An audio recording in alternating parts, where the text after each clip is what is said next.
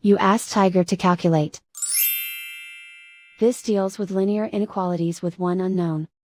The final result is j equal or smaller than -2. Let's solve it step by step. Group all constants on the right side of the inequality. Add 3 to both sides.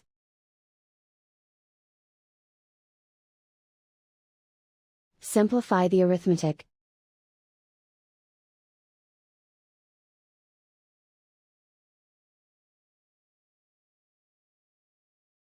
Isolate the j.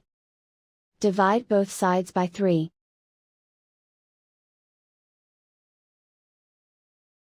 Simplify the fraction.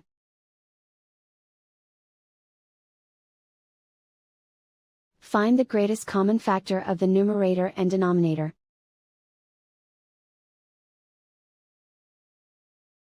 Factor out and cancel the greatest common factor.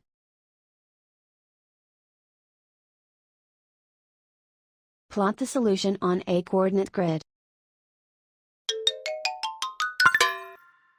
And so the final result is j equal or smaller than -2.